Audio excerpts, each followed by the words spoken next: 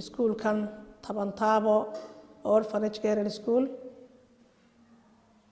sidii aan ku bilownay runtii waxay ahayd si adag oo aan wadnay survey 3 bilood ah oo aan ka ururinay dhammaan xaafadaha magaalada ama koonayaasheeda waliba meelaha aadka u jilicsan ee dadka jilicsan ay joogaan waayo agoon baa jirta wax loo tari karo ama maaragtay maxaan ku raad dadkooda ay wax u qabteen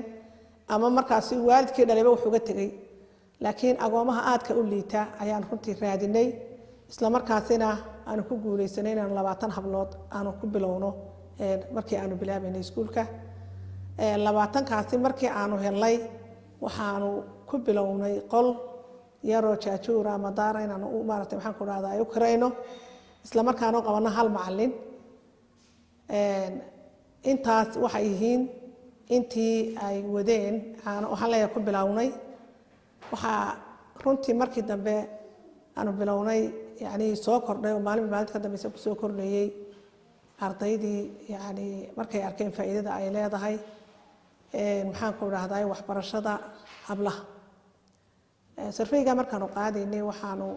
tagnay xaafadaha aan sheegayo dadka aadka u liita ah waxaan u tagnay dhammaan ama aan ogaanay baahiyaha u yaala xaafadaha inay tahay hablo badan oo waxbarasho la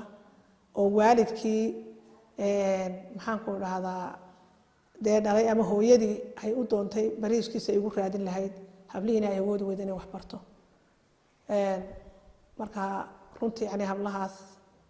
waxaan ka soo kaxaynay meel aad u liita oo ay ciidda ku miisanayeen oo halka hablaha yar ay maartay ku shirinayeen ku waxbarasho la'aayeen kadib waxaan furay iskuulkan maalinta ka dambaysa ay soo korodhay waxa ay gaadheen maanta ardaydan 20 ku bilownay in ay 140 arday ay dhigato imika ilaa 300 oo ardayna ay ku jiraan ardayda sugaha ah ee doonaya in lagu jeheeyo ama iskuul la geeyo qaybta waxbarashada la geeyo ay nagala sugayaan oo guriga lagu ciriiriyaa aawadi والنجم إذا هوى ما ضل صاحبكم وما قوى وما ينطق عن الهوى إن هو إلا وحي يوحى علمه شديد القوى ذو مرة فاستوى وهو بالأفق الأعلى أنا شبعانة مركب في قارون مقع عيشة مقع قوى شرف حاجة على يا شيخ شسولي نريد waxaanu siinaa buugaagtii wax lagu qoranayay qalimaantii shandadihii ay ku qaadanayeen dirayskii nusa saacihii oo ay subaxdii ka soo kalahaan guryahoodii iyagoo qaarkood aan nusaaceen sooba quraacan aanu halkan ugu talagalnay inay ka quraacdaan oo maarta xilliga nusaaca la siiyo loo kariyo waxyaalaha kale aanu qabano waxa weeyaan oo kamid ah iyana inaanu ciidsiino labada ciidood ciidul adha iyo ciidul fidri oo markaasi iyagana ay u qabano markaas in arday waliba la ciido dadka kale ee maanta wax haysta ee waalidkood wuxuu soo iibinay la farxaan عملك صوبا مسجدك عامرة عزي شرفية waxa kale oo aan u qabanaa waxa weeyaan inaanu wixii kale ee khayraada ee na soo gala ee nala maarta maxaan ku raada naloo keenana in aan iyagana saas oo kale ugu qaybino aan u siino hadii ay tahay raashin hadii ay tahay mariyo iyo hadii ay tahay wax laala wixii la salaada carruurta agoonta la siino aan ugu qaybino waxay qabadka aanu qabanaynay waxa aanu ku darnay in aanu maadaama aan guriga kireysanay oo ay dib nagu ahaayeen oo meelaha qaarna laga saariyo laha ma gali karaan carruuryo guryaha laga jajabinaya in aanu ku hindistay in aanu helo goob ay leeyihiin oo aan laga saarin hablahan agoomaha ah muddadii hawshan loo bilaabay iyo maanta halka ay marayaan in ay tahay marxalad wanaagsan oo yididiilo iyo farxad qof kasta oo muwaadin oo reer Soomaaliland gelin karta inay marayaan halkii laga soo bilaabay waa nalo ka sheekeeyay iyo waqtigii la bilaabay maantana halka ay marayaan weynaga indheheena iyo dhismaha fooqee ay maanta xadhigga uga jarray indhaheenna ay noo macalina waxa aanu helay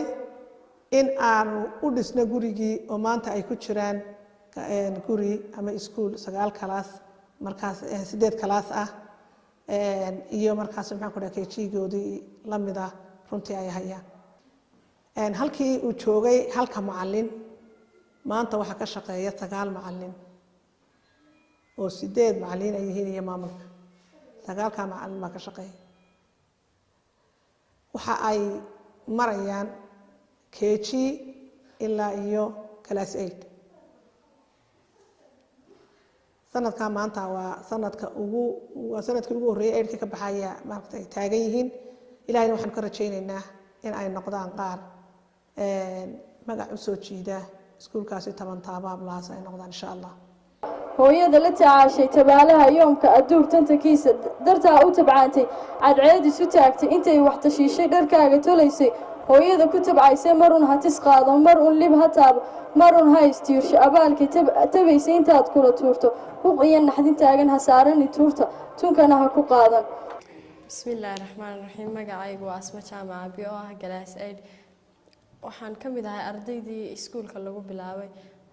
waxaan ahay imika ardaydii u horeysay ka gudbaysay iskuulka ee galaas aidkii baxay baana waxaan u diyaar garoobanaa waqtigan la taagan yahay imtixaankii iyo sidaan iskuulkayaga iyo macallimiintayada iyo dhammaan waalidkayga iyo naftayadaba ugu samayn lahayn magac ayaanu ku tala jirnaa inaanu ka qayb qaadano ardayda tobtanka u sareysa Soomaaliland hamigaygu waa sida inaanan marnaba tacabkii iyo dadaalkiina la geliyay aanu dib u soo celino noqono ardaydii ugu wanaagsanayd aan rajaynayna in kuwa naga dambeeyana nagu daydaan insha Allah taala aanu jeexno wado wanaagsan taas oo ah inaanu magac u soo jiidno iskuulka iyo dhammaan macallimiinta dhigta ilaahay baan u mahadnaqayaa ilaahay baa mahad leh noo suurta geliyay arintan aanu maartay markii hore ku fikirnay hindisaha iyagana runaantii hagaajiyay maantana waxaanu maraynaa meel aad u wanaagsan waxaan insha Allah taala rajaynaynaa inaanu gaari doono meel ka sii wanaagsan waxaan leeyahay waxna la qabtaa cid kasta oo danaynaysa inay khayr u samayso gabdhahaasi agoomaha ah waxna la qabto oo aan la soo xiriiro maxaan ku raahdaa hana nagana war haya insha Allah taala wassalaamu alaykum wa rahmatullahi wa barakatuh